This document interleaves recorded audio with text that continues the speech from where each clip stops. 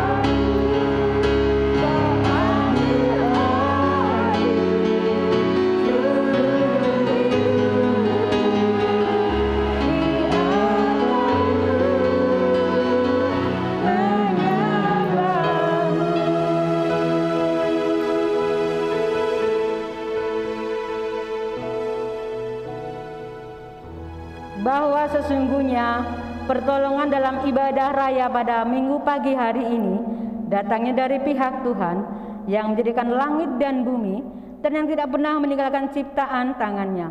Turunlah atas kita sekalian anugerah dan sejahtera dari Allah Bapa, Putra dan Roh Kudus. Amin. Silakan duduk. Kita akan membuka Alkitab kita dan kita akan membaca nas pembimbing. Pada pagi hari ini terambil dalam Mazmur 37 ayat yang kelima.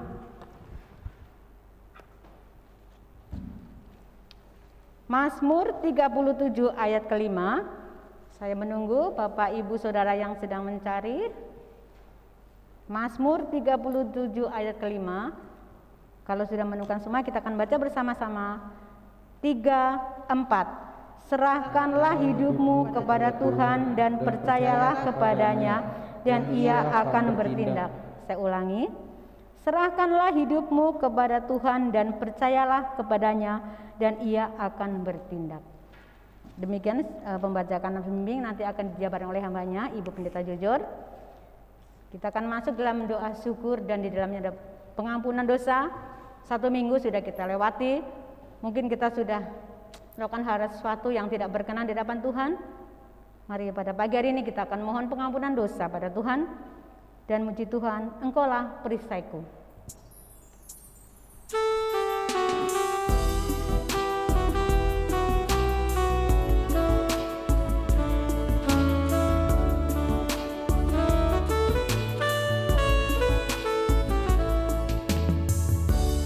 Engkaulah perisaiku saat badai hidup menerpaku. Janji-Mu di dalamku, pulihkan jiwaku.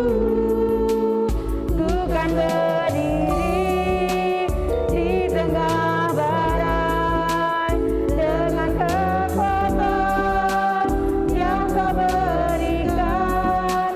Sampai kapanpun ku kan bertahan, karena Yesus selalu menopang hidupku. Engkaulah perisaiku.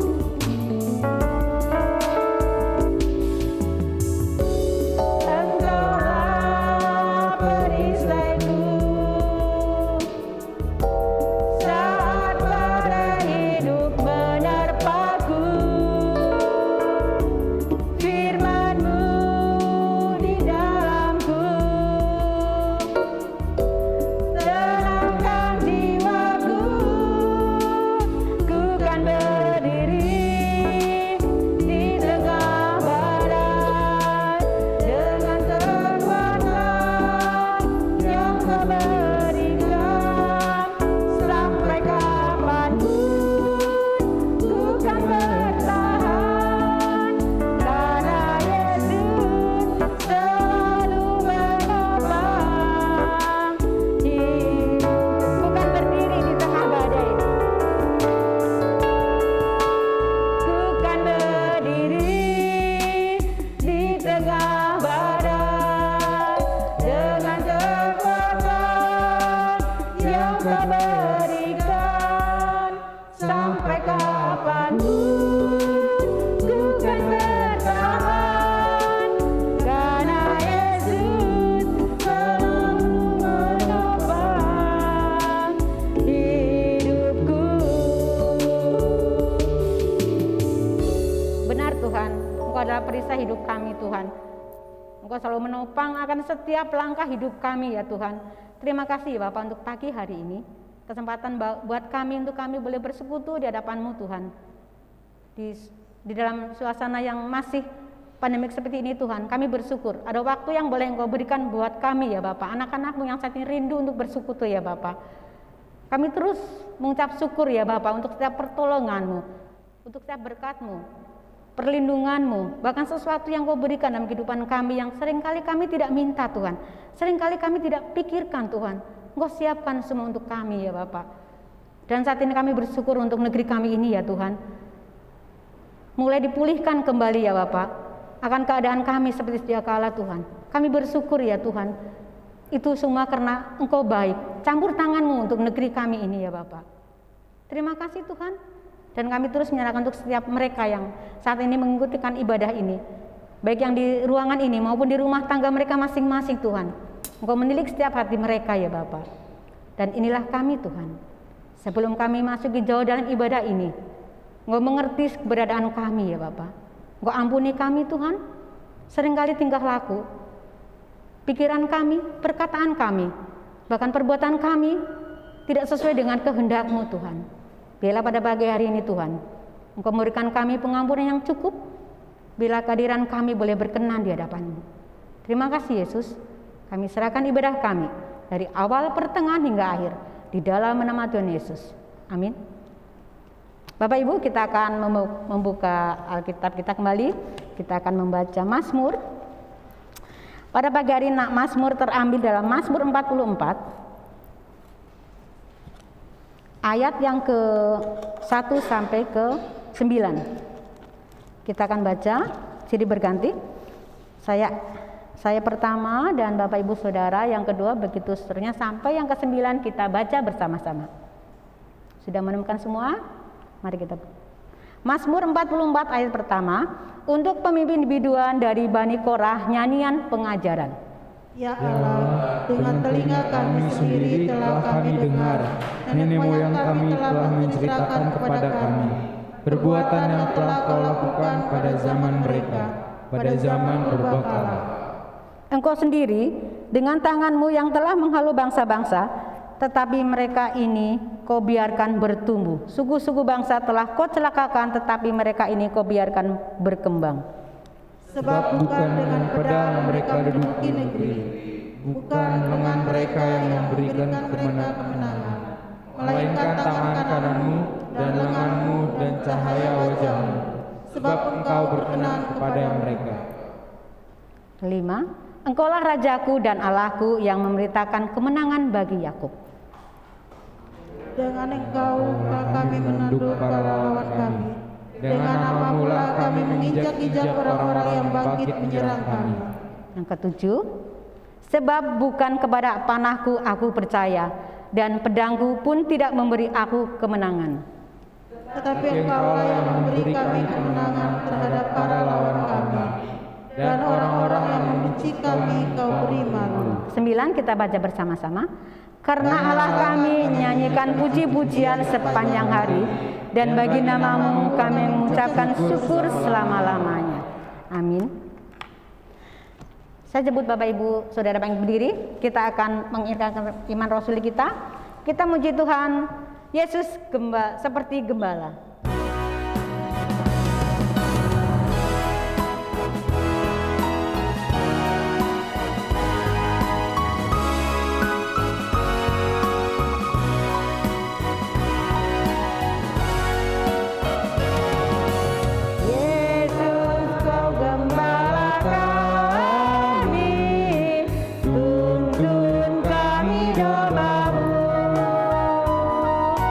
Berilah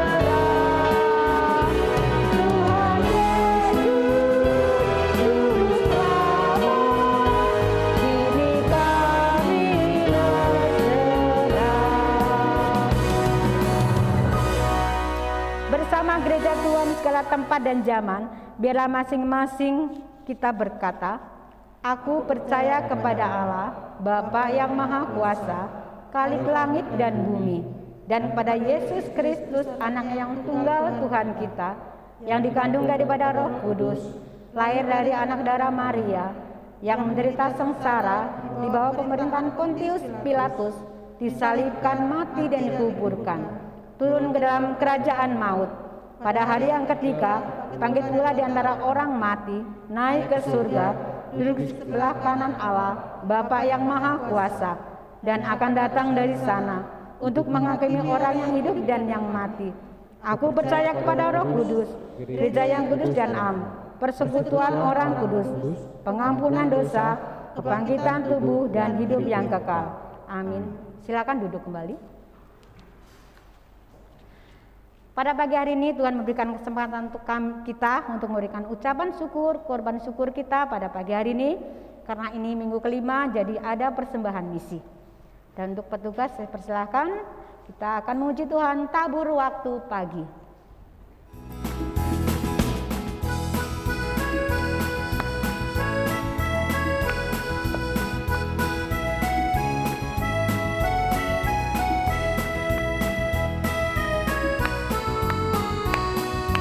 Tabur waktu pagi, tabur benih kasih, tabur waktu siang, terus sampai senja. Nantikan tuaian pada musim panen, kita akan bersuka bawa berkatnya, masuk lumbungnya. Kita akan bersuka bawa berkatnya, masuk lumbungnya. Kita akan bersuka bawa berkatnya. Diterik sang surya di gelap bayang awan, kita pun menabur yang bekerja. Nanti panen tiba, tugas akan usai, kita akan bersuka bawa berkatnya, masuk lumbungnya. Kita akan bersuka bawa berkatnya, masuk lumbungnya. Kita akan bersuka bawa berkatnya. Musik saja.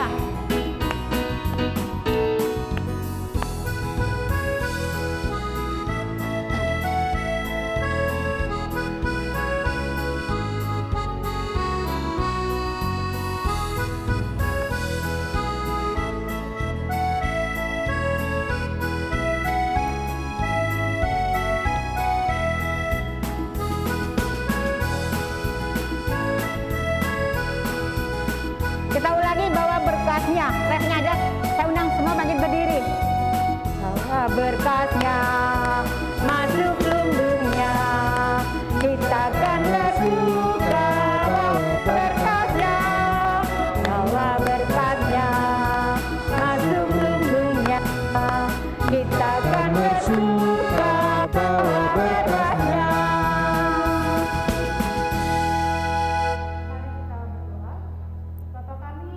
Dalam kerajaan surga, Bapa yang kami sembah dan kami agungkan dalam nama anakmu Yesus Kristus.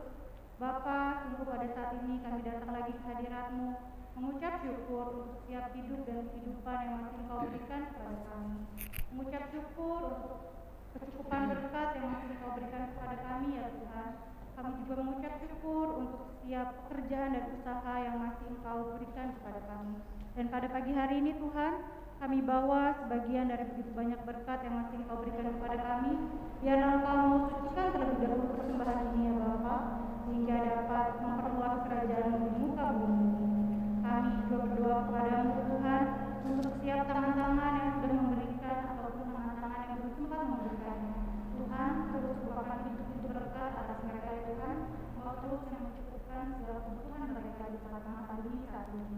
Biarlah berkatnya nanti ya Bapa, kami bisa terus bersama-sama lagi memberikan yang terbaik untuk kemuliaan nama-Mu saja. Terima kasih. Bapa kami yang jauh dari sempurna ini, kami alaskan hanya dalam satu nama, Tuhan Yesus, Juru Selamat kami yang hidup, yang sudah mengajarkan kami doa sempurna demikian. Bapa kami dalam surga, dikuduskanlah namamu, datanglah kerajaanmu, jadilah kehendak-Mu di bumi seperti di surga. Berilah kami pada hari ini makan kami yang secukupnya, dan ampunilah atas segala kesalahan kami, seperti kami juga mengampuni orang berdosa kepada kami. Janganlah kami dari pencobaan, tetapi lepaskanlah kami daripada yang jahat. Karena Engkau-lah yang punya kerajaan dan kuasa dan kemuliaan sampai selama-lamanya. Amin. Silakan duduk kembali.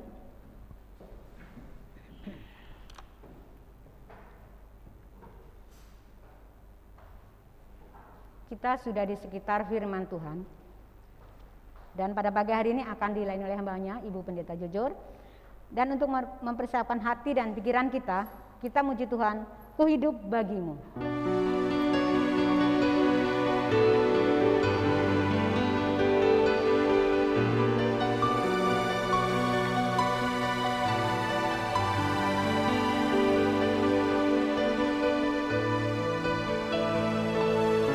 Yesus kau kebenaran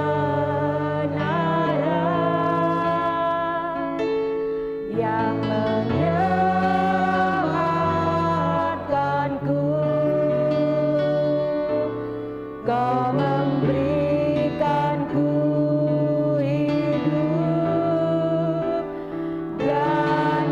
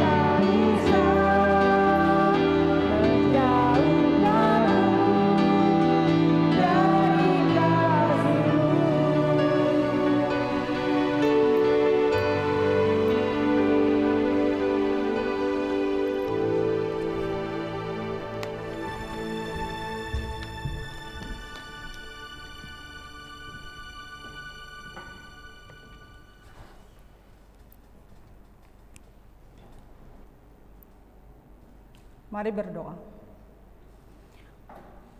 Bapa di surga yang kami kenal di dalam Yesus Kristus, kami datang kepadamu ya Tuhan. Kami sungguh mengucap syukur untuk anugerah dan kasih-Mu yang memberkati kami. Dan di hari perhentian ini oleh Roh-Mu membawa kami ada di dalam hadirat Tuhan. Kami bersyukur kami boleh memuji, meninggikan dan memuliakan Tuhan, bahkan menaikkan syukur kami di hadapan Tuhan. Dan kini saatnya bagi kami ya Bapa untuk dilawat oleh kebenaran firman-Mu. Firman yang akan kembali meneguhkan kami, firman yang akan menghibur dan menguatkan kami, bahkan firman yang akan menuntun hari-hari perjalanan kami ke depan.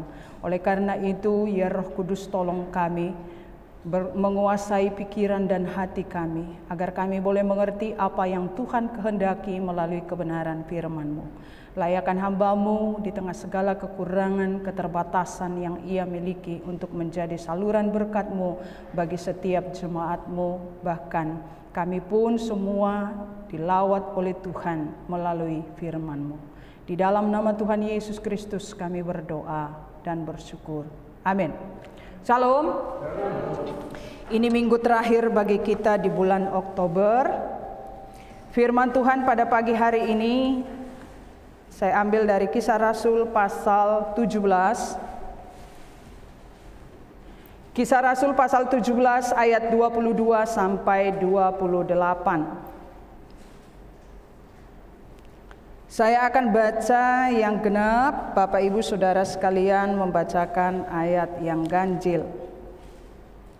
Kisah Rasul pasal 17 ayat 22 sampai 28.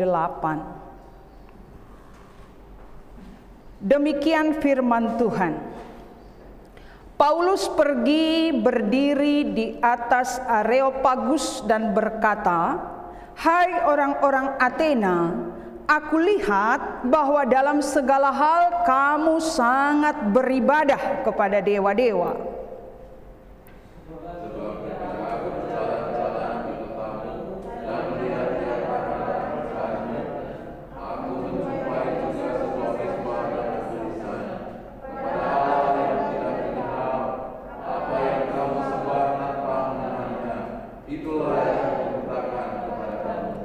Allah yang telah menjadikan bumi dan segala isinya, Ia yang adalah Tuhan atas langit dan bumi, tidak diam dalam kuil-kuil buatan tangan manusia. Dan juga dia dilayani oleh tangan manusia, seolah-olah ia tak pernah mengatakan, karena Dialah yang memberikan hidup dan nafas dan segala sesuatu kepada seseorang. Dari satu orang saja ia telah menjadikan semua bangsa dan umat manusia untuk mendiami seluruh muka bumi, dan ia telah menentukan musim-musim bagi mereka dan batas-batas kediaman mereka.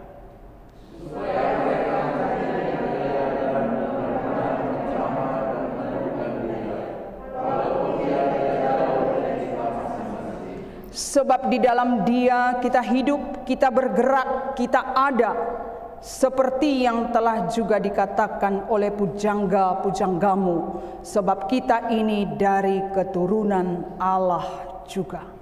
Demikian firman Tuhan, terpujilah Kristus. Tema besar kita, tema bulanan, yaitu teguh di dalam Kristus.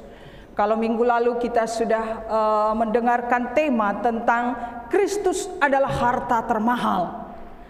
Apakah di sepanjang minggu ini bagaimana kita sudah merespon firman Tuhan minggu lalu? Sudahkah Kristus menjadi harta termahal dalam kehidupan kita? Melebihi apapun yang ada di dunia ini. Dan pada pagi hari ini tema kita adalah di dalam Kristus kita hidup dan bergerak. Kita akan merenungkan kembali bagaimana kita supaya kita tetap bisa teguh di dalam Kristus. Di tengah banyak tantangan, di tengah banyak pergumulan, di tengah banyak persoalan yang terjadi yang ada di sekeliling kita saat ini. Yang menghimpit seluruh umat manusia di muka bumi. Yang pada akhirnya bukan hanya masalah kesehatan saja, tetapi berdampak kepada seluruh aspek kehidupan manusia. Dari apa yang kita baca pada pagi ini, kita melihat di sana, judul perikop dikatakan bahwa Paulus di Athena. Jadi Paulus ada di Athena 16. Sementara Paulus menantikan mereka di Athena, sangat sedih hatinya karena ia melihat bahwa kota itu penuh dengan patung-patung berhala. Jadi Rasul Paulus sedang ada di kota Athena, tetapi dia sedang menanti kedatangan Silas dan Timotius yang masih ada di Berea.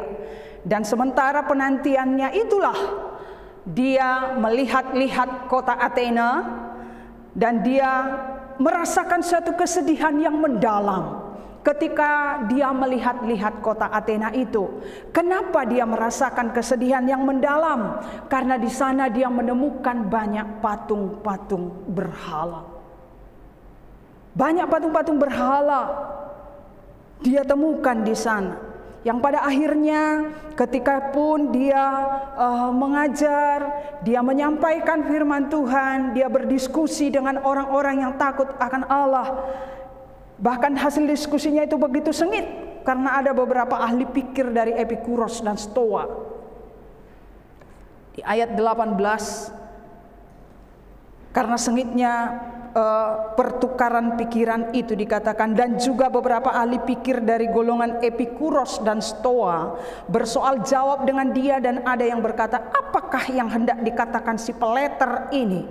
Tetapi yang lain berkata, rupa-rupanya ia adalah pemberita ajaran dewa-dewa asing, sebab ia memberitakan Injil tentang Yesus dan tentang kebangkitannya. Pemahaman orang Athena yang mereka tahu adalah dewa-dewa yang ada dalam patung mereka itu. Tapi itu yang dilihat oleh Rasul Paulus, dan Rasul Paulus mau menjelaskan kepada mereka bahwa apa yang dilakukan oleh orang Athena itu bertentangan dengan Injil, dan dia memberitakan Injil. Karena pemahaman orang Athena ini adalah masalah dewa-dewa, dia katakan rupa-rupanya ia adalah pemberita ajaran dewa-dewa asing. Orang Athena ini menganggap bahwa apa yang disampaikan Rasul Paulus itu adalah Injil, adalah ajaran dewa-dewa asing. Dia menyampaikan tentang Yesus dan tentang kebangkitannya. Dan kita melihat hasil dari perdebatan mereka itu di ayat 22.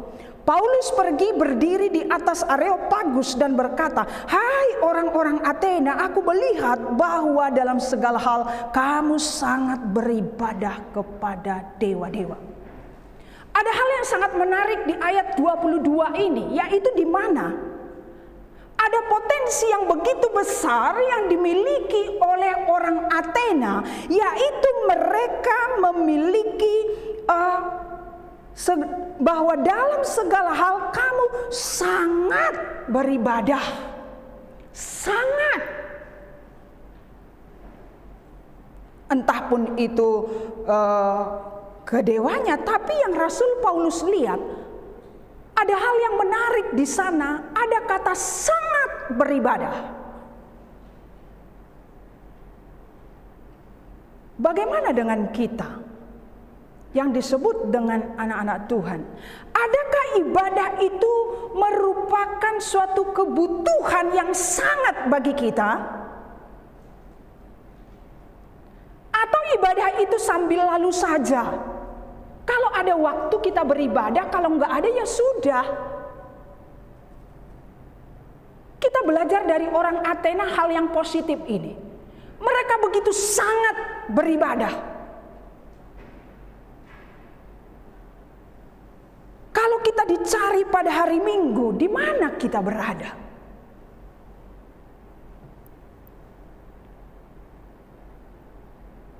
Kalau awal-awal pandemi, ketika ibadah online, banyak yang malu, aduh maunya ke gereja, maunya ke gereja, maunya ke gereja. Tetapi ternyata Bapak Ibu, sekian lama masa pandemi itu membentuk jemaat Tuhan, dan banyak hamba-hamba Tuhan yang mengatakan bahwa sekarang itu jemaat di zona nyaman dengan ibadah online. Terserah mau kapan saja bisa. Kalau tadinya ibadah offline sebelum pandemi jam 9 ya sudah harus di gereja. Tapi karena ibadah online ada YouTube, entar aja. Terserah mau jam berapa, pada akhirnya kebablasan, nggak jadi ibadah. Tapi kalau orang yang punya komitmen kuat untuk memiliki hal yang sangat beribadah, mau online, mau offline, dia akan tertib dengan waktunya. Karena apa? Dia akan merasa bahwa ketika dia tidak beribadah di jamnya, dia ada merasa sesuatu yang hilang. Dan dia akan tidak nyaman melakukan sesuatu. Ini menjadi koreksi bagi setiap kita dari hal yang positif yang dimiliki oleh orang Athena. Kemudian Rasul Paulus ketika dia melihat-lihat kota Athena itu, di ayat 23 dikatakan, sebab ketika aku berjalan-jalan di kotamu dan melihat barang-barang pujaanmu, aku menjumpai juga sebuah mezbah dengan tulisan kepada Allah yang tidak dikenal. Apa yang kamu sembah tanpa mengenalnya, itulah yang kuberitakan kepada kamu. Yang positif yang dilihat Rasul Paulus tadi dia lanjutkan ketika dia berjalan-jalan, dia lihat akan barang-barang pujaan mereka. Ternyata ada satu tulisan di sana, di mana tulisan itu dikatakan kepada Allah yang tidak dikenal. Rasul Paulus menemukan akar masalah di tengah-tengah orang Athena, di mana orang-orang Athena ini menyembah kepada sesuatu yang tidak dikenal. Makanya Rasul Paulus katakan, kalau kamu nggak kenal apa yang kamu sembah, apa yang kamu lakukan.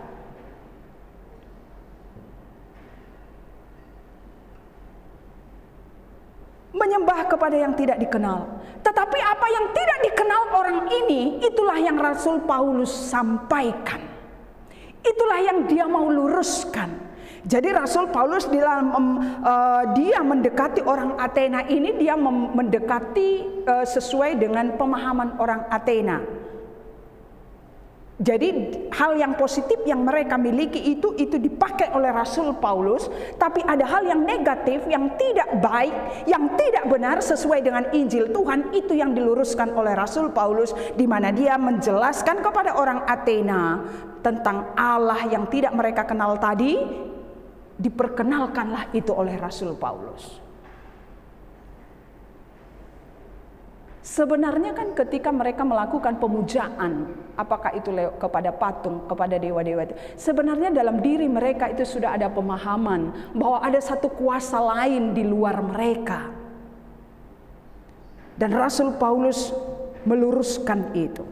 Rasul Paulus memperkenalkan siapa Allah kepada orang-orang Athena. Yang pertama, dia katakan bahwa Allah itu adalah Allah yang telah menjadikan bumi dan segala isinya. Kalau kita baca di ayat-ayat selanjutnya itu, Allah, ayat 24, Allah yang telah menjadikan bumi dan segala isinya. Ia yang adalah Tuhan atas langit dan bumi, tidak diam dalam kuil-kuil buatan tangan manusia. Rasul Paulus menjelaskan kepada orang Athena tentang Allah yang menjadikan bumi dan segala isinya. Dia mau mengatakan bahwa tidak ada satu kuasa lain di dalam Allah, kecuali di dalam Allah yang sudah menciptakan bumi ini bersama dengan isinya. Bahkan yang memberikan nafas, memberikan hidup dan segala sesuatu kepada semua orang. Bahkan dikatakan ayat selanjutnya, dia telah menentukan musim-musim bagi semua orang. Kita melihat di sana, jadi kalau kita pun hidup hari ini itu karena ada satu kuasa di dalam satu pribadi yang kita kenal di dalam Allah Yesus Kristus. Yang memberikan hidup, yang memberikan nafas, yang memberikan segala sesuatu, yang sudah menciptakan bumi dan segala isinya. Bahkan yang menentukan musim-musim kehidupan kita. Ada lagu katakan, di setiap musim hidupku, Engkau ada bersamaku. Di setiap musim hidupku, Firman Tuhan sudah katakan bahwa Dia menentukan musim-musim dalam hidup kita. Kalau Dia yang menentukan musim-musim dalam hidup kita, berarti apapun musim yang kita alami, Dia tidak akan tinggalkan kita. Ketika musim kita sedih, Dia tahu. Ketika musim kita senang, Dia tahu. Ketika musim kita mengalami pergumulan yang berat, Dia tahu. Hanya di tengah setiap musim-musim itu bagaimana kita merespon. Bagaimana kita menggantungkan hidup kita kepada Dia, si pengatur musim itu. Kadang-kadang kan kalau udah musimnya tidak menyenangkan kan, sulit bagi kita untuk tetap berdiri teguh sesuai dengan tema besar kita, teguh di dalam Kristus. Kita begitu mudah goyah, kita begitu mudah terpengaruh oleh keadaan. Inilah yang dijelaskan oleh Rasul Paulus kepada orang Athena. Dengan tujuan supaya apa? Supaya mereka mencari Dia dan dengan harapan untuk dapat menemukan Dia. Jadi Rasul Paulus menjelaskan kepada orang Athena ini ada tujuannya supaya orang-orang Athena ini mencari Dia. Siapa sih yang menciptakan alam semesta itu? Siapa sih yang sudah mengatur musim-musim hidup? Siapakah yang sudah memberi hidup dan nafas itu? Orang-orang Athena ini harus mencari itu siapa? Dan itu dikenal dengan harapan supaya mereka menemukan Dia. Dan ketika mereka menemukan Dia untuk menyatakan bahwa Dia tidak jauh dari kita. Dia tidak jauh dari mereka. Jadi sebenarnya sangat salah kalau kita katakan begini, Tuhan itu sudah jauh dari saya, Tuhan itu sudah meninggalkan saya. Loh, sebenarnya yang jauh dari Tuhan itu siapa? Adakah Tuhan yang menjauhkan diri dari kita? Tetapi justru kitalah yang menjauhkan diri dari Tuhan. Sebenarnya ketika tarikan nafas ini kita rasakan setiap kita bangun pagi, harusnya yang ada di benak dan hati kita adalah Tuhan dekat dengan saya. Karena itu hanya Dia yang bisa lakukan. Dokter sekuat apapun ilmunya, setinggi apapun, dia tidak bisa memberikan nafas hidup. Tapi ketika kita bisa bernafas, itu adalah anugerah Tuhan yang luar biasa. Oleh karena itu penting bagi kita Bapak Ibu, di ayat 28 dikatakan yang menjadi tema kita. Sebab di dalam Dia kita hidup, kita bergerak, kita ada, seperti yang telah juga dikatakan oleh pujangga-pujanggamu. Sebab kita ini terdiri dari keturunan Allah juga. Di dalam Dia kita hidup dan bergerak, di dalam Dia kita ada. Artinya bahwa kita ada sebagaimana adanya saat ini karena Dia yang kita kenal di dalam Yesus Kristus. Di mana kita sudah renungkan bagaimana Dia memberikan dirinya untuk kita. Nyawanya Dia berikan untuk kita, untuk menyelamatkan kita dari dosa. Hidupnya Dia berikan untuk kita, bagi saya dan saudara, supaya kita hidup. Itu yang Dia berikan.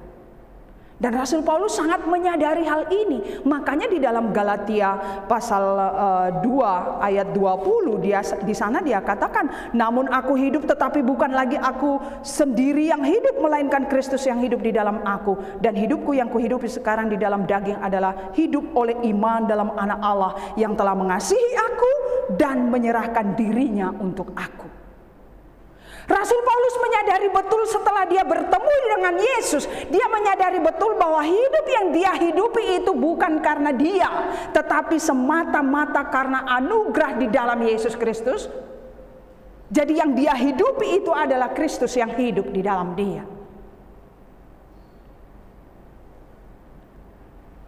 Begitu besarnya kasih Allah bagi kita yang dinyatakan dalam Yesus Kristus.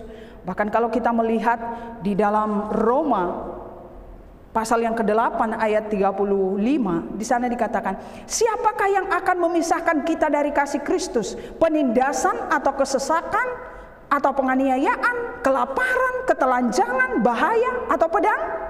Ayat 38, sebab aku yakin bahwa baik maut maupun hidup, baik malaikat-malaikat maupun pemerintah-pemerintah, baik yang ada sekarang maupun yang akan datang, atau kuasa-kuasa, baik yang ada di atas maupun yang di bawah, ataupun sesuatu makhluk lain, tidak akan dapat memisahkan kita dari kasih Allah yang adalah dalam Kristus Yesus Tuhan kita. Tidak ada. Jadi betapa besarnya kasih Allah dalam hidup kita yang Dia berikan melalui Yesus Kristus supaya kita hidup, supaya kita bisa bergerak, supaya kita ada. Dan karena begitu besarnya kasih itu, tidak ada apapun, suatu apapun yang dapat memisahkan kita dari kasih Allah. Mau kelaparankah, mau penganiayaankah, tidak akan dapat memisahkan kita dari kasih Tuhan. Jadi dari situ kita pahami bahwa betapa kita berharga sekali di mata Tuhan. Kalau kita sudah berada di dalam lingkup kasih Allah yang begitu besar itu, dan tidak akan ada yang bisa memisahkan kita dari situ, oleh karena itu harusnya kita harus tetap diam di dalam situ. Jangan bergeser. Jangan goyah dan apalagi keluar dari situ.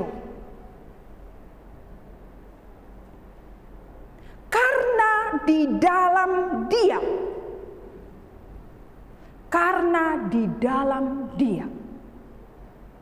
Bukan di samping Bapak Ibu. Kalau di samping katakanlah ini ruang lingkupnya, kalau di samping bisa di sini. Kalau di luar bisa jauh di sana. Tapi firman Tuhan ini katakan di dalam Dia kita hidup. Di dalam hidupnya Yesus itulah kita hidup. Di dalam kasih-Nya itulah kita bergerak. Di dalam kasih-Nya itulah kita ada. Oleh itu jangan coba-coba keluar lagi dari situ.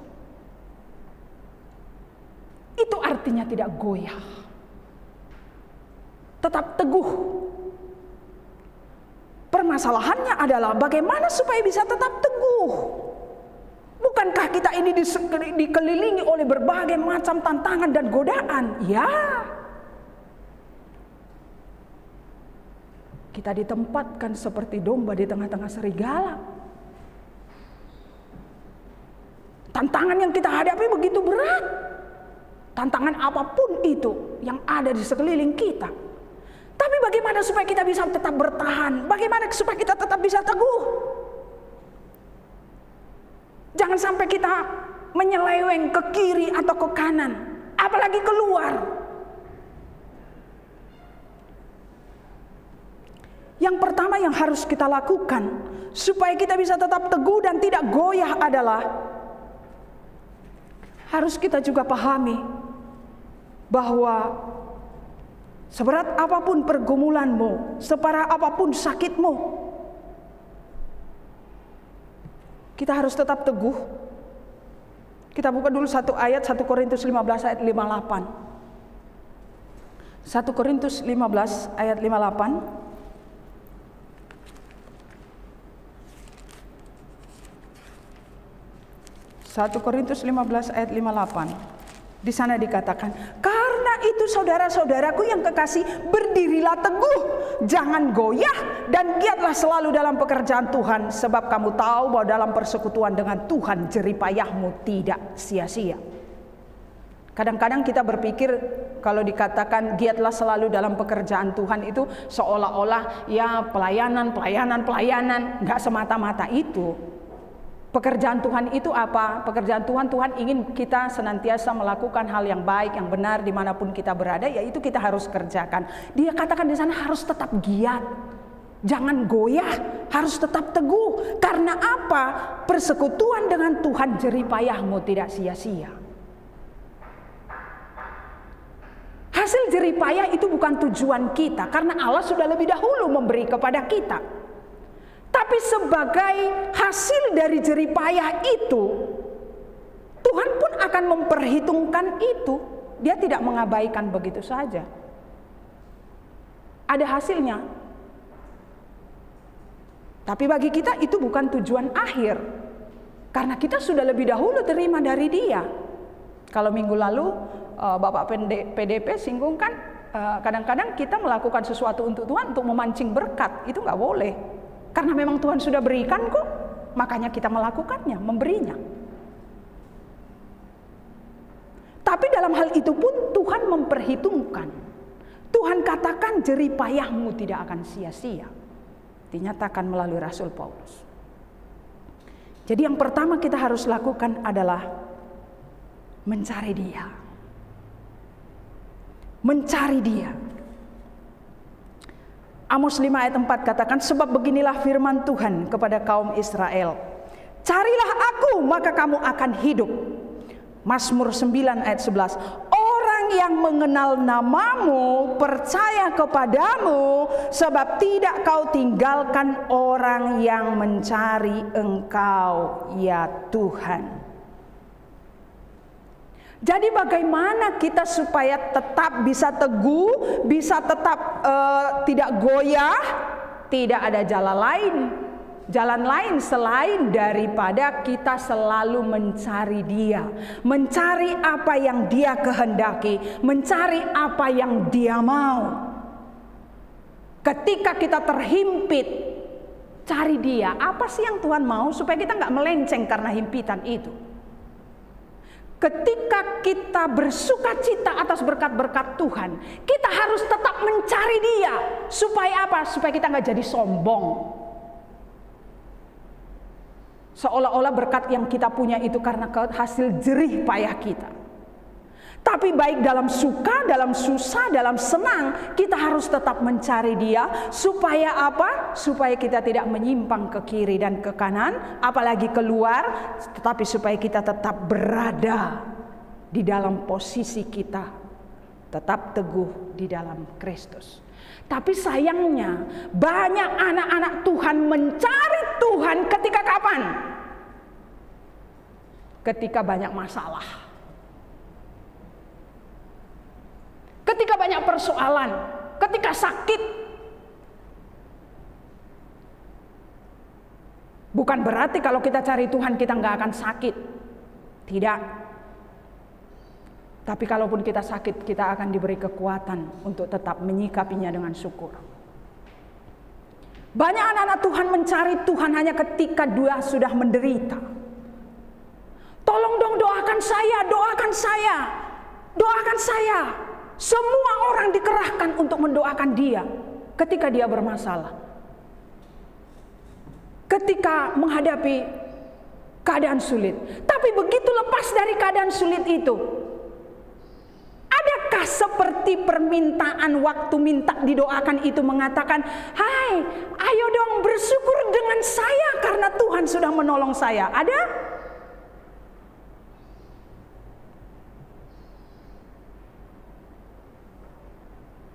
Kadang-kadang kita sakit, minta didoakan. Kita udah sembuh, kita masa bodoh. Akhirnya si pendoa yang kita minta doakan, doain terus. Sakit, ya jangan salahkan juga kita jadi sakit terus gitu loh.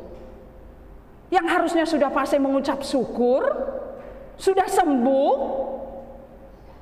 Tapi karena langsung lupa begitu, yang kita minta tolong didoakan, kita masih doain dia sakit gitu. Jadi salah berdoa kita. Saya senang ada satu orang ibu katakan kemarin ketika menghadapi pergumulan sakit, masuk rumah sakit, telepon, video call ke saya. Saya bukan kepengen dihargai, bukan. Walaupun saya sudah tahu bahwa orang itu sudah pulang gitu ya. Dia sudah kita ikut senang karena kita sudah mendengar dia pulang. Tapi orang itu datang, dia video call, saya kata, aduh panggilannya banyak banget.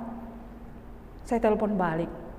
Dia katakan, ibu terima kasih, aku sudah sembuh. Aku sudah pulang ke rumah. kita lupa bahwa ketika kita menyampaikan hal seperti itu, yang kita minta tolong mendoakan, kita nggak minta apa-apa kok dari kita. Tapi Rasul Paulus catat loh, ketika kita mengucap syukur dan itu kita sampaikan kepada orang lain, akan ada pelipat gandaan ucapan syukur kepada Allah. Itu yang kadang-kadang kita nggak sadari. Kadang-kadang kita takut. Begitu kita katakanlah mendapat berkat yang luar biasa, kita tutup info itu rapat-rapat. Padahal kita lupa firman Tuhan, Rasul Paulus ingatkan loh. Ketika itu terjadi, maka kemuliaan syukur akan berlipat-lipat kepada Tuhan. Karena semakin banyak orang yang menaikkan syukur. Itu poin yang pertama, bagaimana supaya kita tetap teguh. Kita harus tetap mencari Dia dalam keadaan suka maupun duka. Dalam keadaan apapun. Yang kedua, apa yang harus kita lakukan? Lakukanlah untuk Tuhan. Bu Yepta, kalau sudah dikatakan lakukanlah untuk Tuhan tuh udah mentok ya. Nggak bisa berdalih lagi gitu ya. Udah mentok. Kolose 3 ayat 23 sampai 24. Apapun juga yang kamu perbuat, perbuatlah dengan segenap hatimu seperti untuk Tuhan dan bukan untuk manusia. Kamu tahu bahwa dari Tuhanlah kamu akan menerima bagian yang ditentukan bagimu sebagai upah. Kristus adalah Tuhan dan kamu hambanya.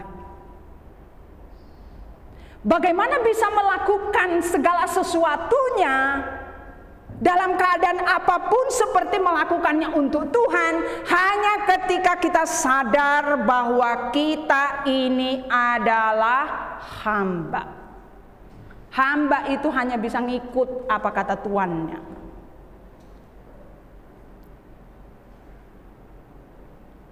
Walaupun itu kadang-kadang keadaan itu menyakitkan ya. Tapi tidak ada jalan lain. Ketika saudara di pekerjaan melakukan pekerjaan itu semata-mata untuk upah, semata-mata untuk dilihat oleh atasan, saudara akan kecewa, saudara akan lelah, saudara akan capek, dan saudara akan bersungut-sungut. Tetapi ketika saudara lakukan berangkat kerja, melakukan tugas rumah tangga, melakukan tanggung jawab sebagai suami, tanggung jawab sebagai anak terhadap orang tua, itu bukan karena melihat manusianya. Penting juga melihat manusia, tapi jangan dasarnya di situ. Tapi karena Tuhan, maka kita akan dimampukan untuk melakukannya, walaupun tantangannya banyak. Di tengah pekerjaan sikut sana sikut sini, aduh berat sekali. Ketemu atasan yang bawelnya minta ampun, kata anak buah. Ya kalau udah lihat atasannya yang terlalu cerewet misalnya, berangkat kerja pun sudah jadi beban. Nggak akan mau berangkat, tapi kalau nggak berangkat kebutuhan gitu ya. Jadi menghadapi dilema terus dalam perjalanan kehidupan dan tidak akan tenang. Tapi ketika berangkat, aku lakukannya seperti untuk Tuhan. Saya pernah candain satu teman, saya katakan kalau kau sudah diomelin sama atasanmu, coba kau nyanyi. Nyanyi apa? Kulihat kemuliaan Allah di wajahmu.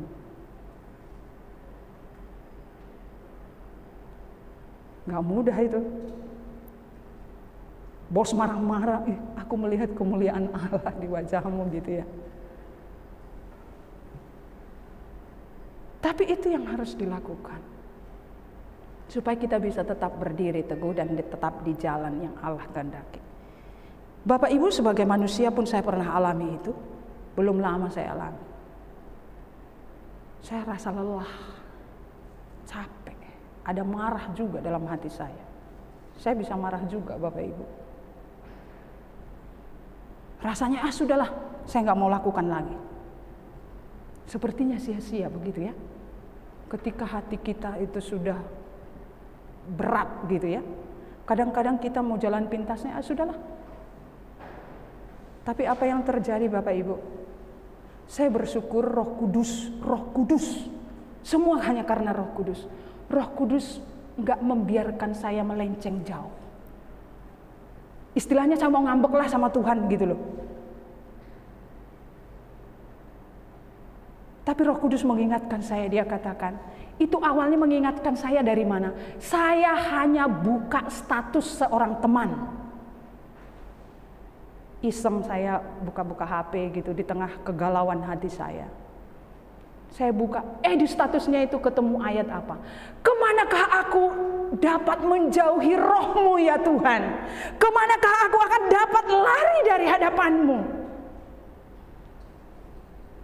Bapak Ibu, apa yang terjadi? Ketika baca itu air mata saya ngalir dengan deras. Saya lanjutin ayat itu, baca lagi, saya buka Alkitab. Mau kemana? Mau ke langit? Mau ke dunia orang mati? Mau terbang dengan sayap fajar? Pemazmur itu katakan, di situ pun Engkau ada.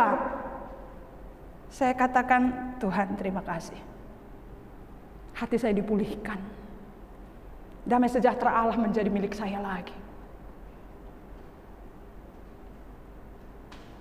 Ini yang harus kita lakukan. Kalau kita melihat manusia, Bapak Ibu, kita banyak kecewa. Sekalipun itu orang-orang terdekat dengan kita. Tapi ketika kita melihat Tuhan, sesakit apapun, seberat apapun pergumulan kita akan dimampukan. Yang ketiga, sadar bahwa kita ini milik Tuhan. Roma 14 ayat 8 sampai 9. Di sana dikatakan, sebab jika kita hidup untuk Tuhan, dan jika kita mati untuk Tuhan. Jadi baik hidup atau mati, kita adalah milik Tuhan. Ayat 9. Sebab untuk itulah Kristus telah mati dan hidup kembali, supaya ia menjadi Tuhan baik atas orang-orang mati maupun atas orang-orang hidup. Bagaimana supaya kita bisa tetap teguh, tidak melenceng apalagi keluar? Kita harus tetap waspada dan tetap sadar bahwa kita ini miliknya Tuhan. Bahwa kita ini miliknya Tuhan. Tidak ada satu kuasa apapun yang dapat mengacaukan kita kalau kita sadari bahwa kita ini ada dalam genggaman tangan Tuhan.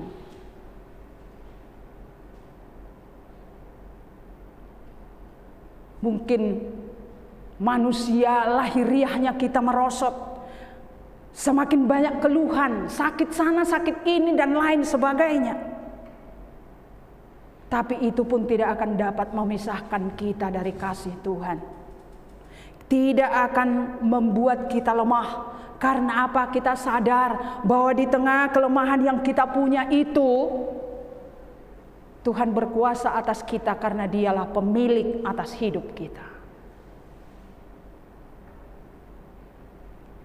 Dengan demikian, kalau kita sadari terus bahwa kita ini milik Tuhan, kita pun akan tetap sadar bahwa hidup ini begitu singkat.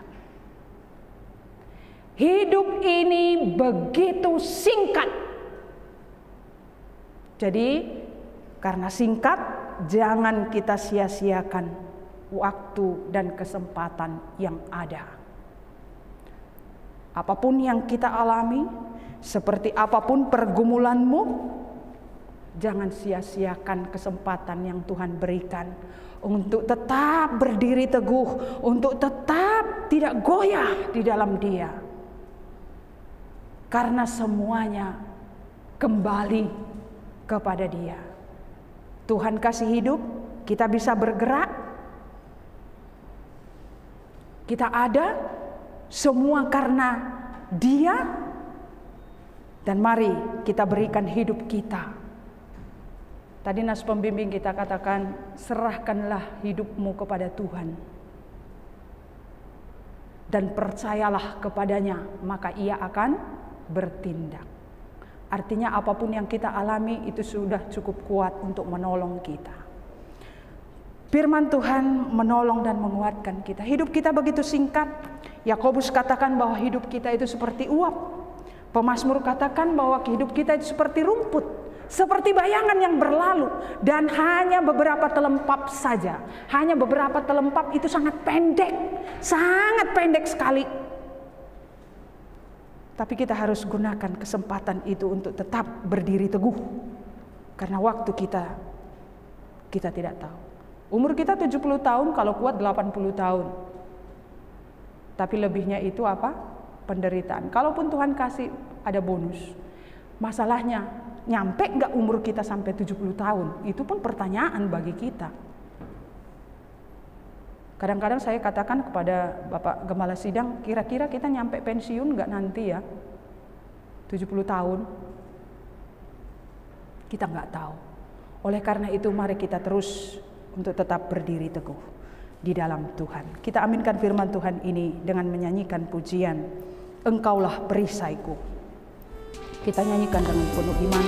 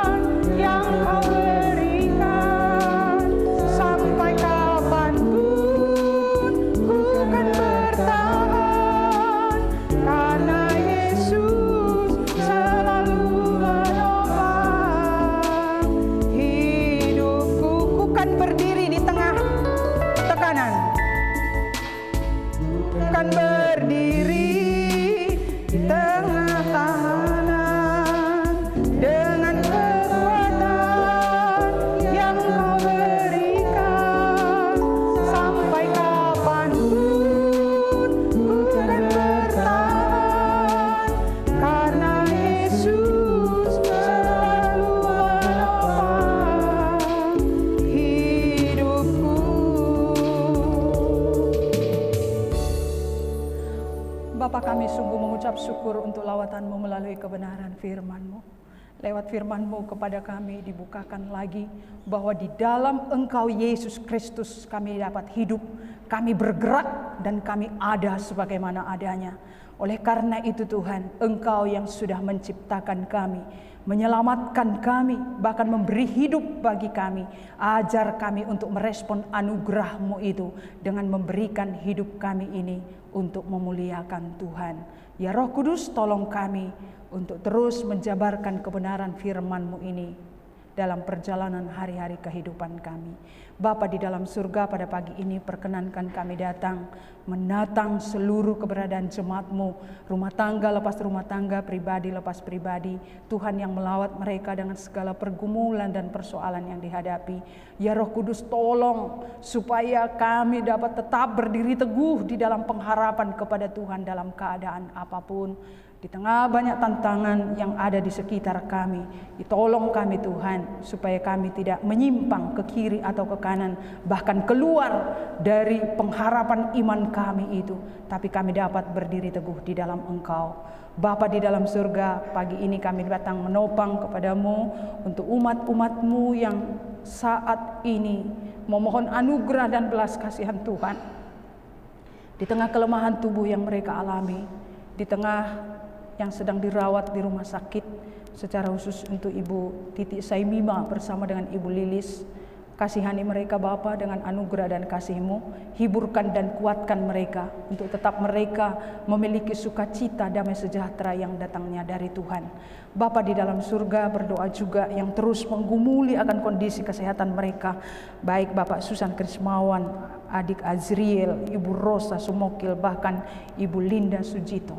Tuhan yang menolong dan memberkati mereka. Proses-proses pengobatan yang terus dijalankan diberkati oleh Tuhan. Bapa, terima kasih, kami terus menopang kepada Tuhan untuk kehidupan hari-hari yang kami jalani bersama dengan anak-anak yang sedang dalam perjalanan kehidupan menggapai masa depan melalui studi mereka dari tingkat PAUD sampai mahasiswa, diberkati oleh Tuhan dengan hikmat dan takut akan Tuhan, dan Engkau juga memampukan mereka ketika mereka belajar tatap muka. Kiranya perlindungan dari Tuhan cukup atas mereka supaya mereka tetap terpelihara dengan baik. Bapa di surga, kami berdoa menyerahkan untuk setiap kami sebagai karyawan, sebagai pekerja, sebagai pelayan Tuhan, bahkan terlebih kami yang terlibat di dalam usaha. Tuhan yang menolong dan memampukan kami untuk senantiasa berjalan sesuai dengan kehendak Tuhan. Bapa di dalam surga, kami berdoa menyerahkan seluruh kegiatan di tengah jemaat-Mu, tengah komisi yang ada, bahkan ibadah umum diberkati oleh Tuhan. Kami mau serahkan kepada Tuhan untuk seluruh pekerjaan Tuhan, terlebih melalui sinode GKIN yang ada, diberkatilah kiranya oleh Tuhan, baik yang ada di berbagai daerah dari Sabang sampai Merauke ditolong oleh Tuhan. Untuk hamba-hamba Tuhan, Engkau juga memberkati, bahkan pos-pos PI yang ada yang banyak mengalami tantangan, yang banyak mengalami pergumulan, kiranya Tuhan juga hadir di sana menghibur dan menguatkan. Kami berdoa menyerahkan seluruh pekerjaan Tuhan melalui gereja-gereja, lembaga-lembaga penginjilan, yayasan-yayasan, bahkan pemberitaan firman Tuhan melalui media apapun yang digunakan, diberkatilah kiranya oleh Tuhan, supaya semakin banyak orang mengenal Engkau Tuhan yang kami kenal di dalam Yesus Kristus. Bapa di surga, pada akhirnya kami berdoa menyerahkan bangsa dan negara kami. Tuhan, Engkau melihat keberadaan bangsa kami yang masih terus menggumuli akan situasi pandemi yang ada, kami serahkan kepada Tuhan. Proses vaksinasi juga masih terus dikerjakan, terlebih di daerah-daerah, diberkati oleh Tuhan. Dan kami sungguh mengucap syukur karena kasus COVID-19 begitu melandai di tengah-tengah bangsa kami, dan bangsa kami banyak mendapatkan pujian dari bangsa-bangsa lain. Tapi jangan biarkan bangsa kami terlena dengan pujian itu, tetapi kami supaya tetap menjaga protokol kesehatan, tetap dapat mawas diri untuk bersama-sama bergandengan tangan untuk terus dapat menekan COVID-19 yang ada. Kami berdoa menyerahkan pemerintah daerah dari tingkat pusat sampai tingkat daerah, Tuhan yang menolong Satgas COVID-19, bahkan BNPB yang menangani bencana-bencana, di mana akhir-akhir ini ada banyak bencana yang terjadi di berbagai tempat, terlebih banjir bandang, baik itu juga tanah longsor, erupsi, bahkan hal-hal yang lain. Oleh karena bencana alam, Tuhan yang memberkati, Tuhan memberikan kekuatan, terlebih bagi anak-anak Tuhan, bahkan pemerintah daerah yang paling dekat yang akan menangani bencana-bencana ini, Tuhan juga yang memampukan. Terima kasih Bapa, terima kasih, terpujilah Engkau. Ini kami dengan segala kehidupan kami di sepanjang minggu ke depan, kami pertaruhkan ke dalam tangan Tuhan. Tolong kami supaya kami tetap dapat berdiri teguh di dalam Engkau. Di dalam nama Tuhan Yesus kami berdoa dan mengucap syukur. Amin.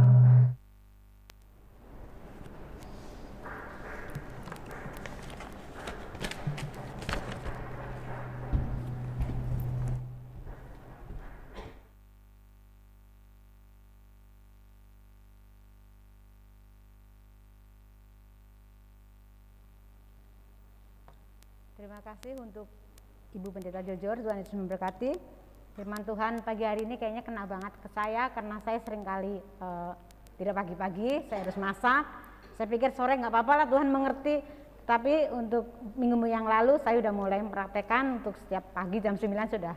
Walaupun masak saya tetap di gazebo, ada gazebo, jadi saya luangkan waktu untuk saya ibadah. Terima kasih Bu firman Tuhannya.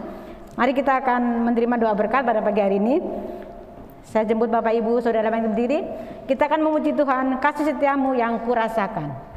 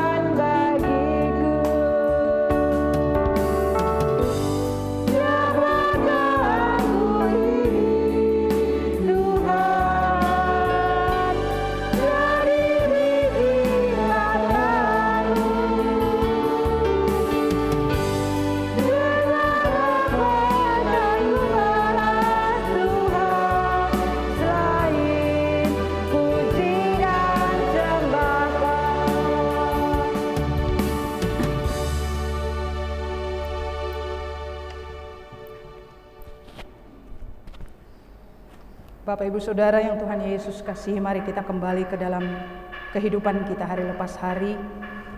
Kita tetap teguh di dalam Tuhan, karena hanya di dalam Dia kita hidup, kita bergerak, dan kita ada sebagaimana adanya. Pulanglah dan terimalah berkat-Nya. Tuhan memberkati engkau dan melindungi engkau. Tuhan menyinari engkau dengan wajah-Nya dan memberi engkau kasih karunia. Tuhan menghadapkan wajah-Nya kepadamu dan memberi engkau damai sejahtera dari saat ini sampai Maranatha, Tuhan Yesus datang kembali. Amin.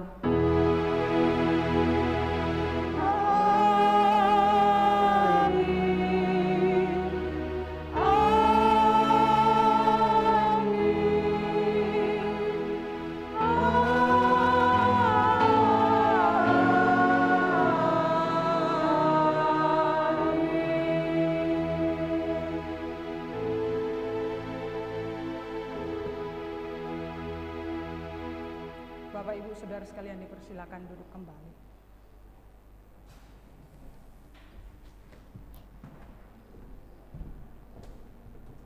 Terima kasih dan mohon kesabaran dari Bapak Ibu Saudara untuk mendengarkan warta jemaat pada pagi hari ini.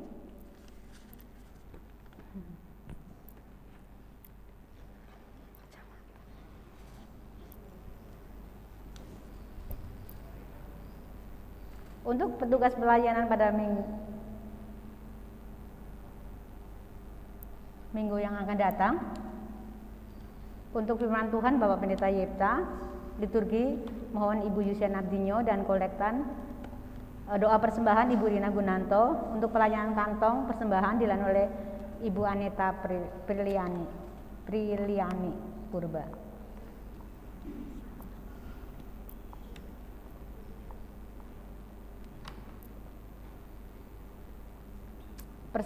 Untuk metode persembahan tetap, yaitu pada ibadah raya minggu dihimpun melalui transfer ke rekening bendahara majelis, nomornya tertera di layar.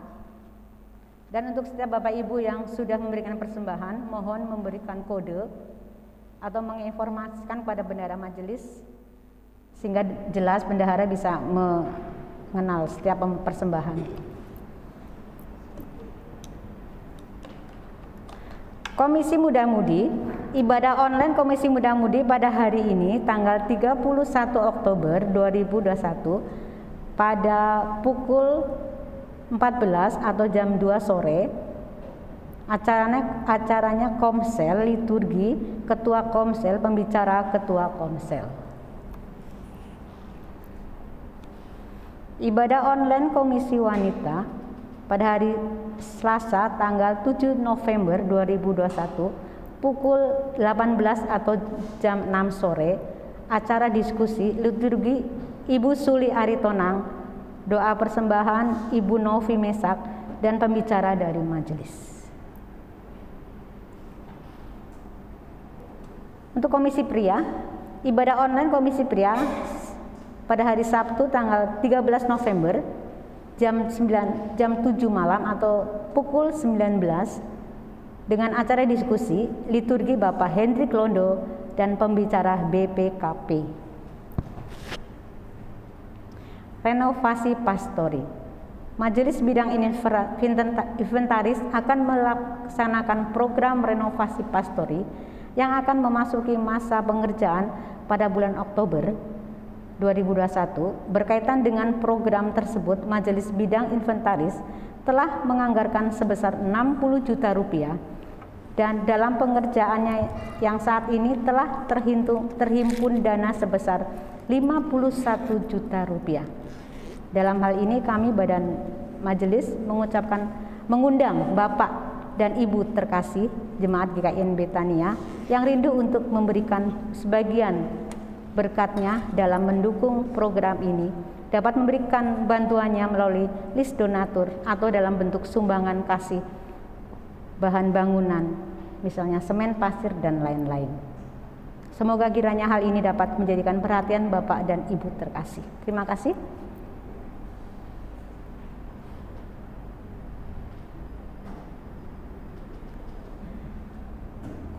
Komitmen dana misi. Untuk setiap Bapak Ibu yang punya komitmen dana misi bisa mentransfer melalui rekening BCA atas nama bendahara majelis. Untuk doa fajar setiap hari Sabtu jam 5 pagi, tim misi mengundang Bapak Ibu Saudara untuk masuk di dalam doa fajar ini untuk bersama-sama mendoakan negara dan setiap misi-misi yang untuk memenangkan banyak-banyak jiwa.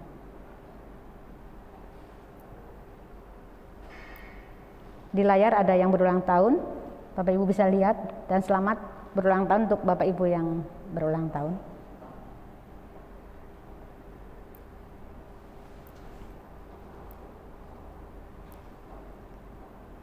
Demikian warta jemaat, dan kita akan pulang ke rumah tangga masing-masing yang ada di ruangan ini, dan tentu yang ada di rumah mengerjakan sesuatu yang akan dikerjakan pada hari ini. Mari saya jemput Bapak Ibu Saudara bangkit diri. Kita akan mengakhiri ibadah kita pada pagi hari ini. Kita akan memuji Tuhan, tak kutahukan hari esok.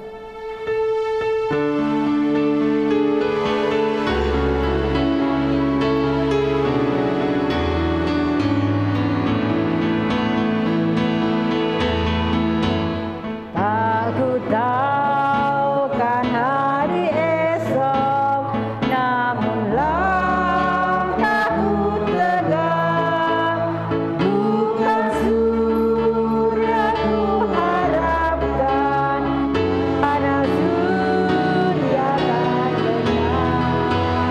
Oh tiada ku gelisah akan masa menjelang, ku berjalan setelah Yesus, maka hatiku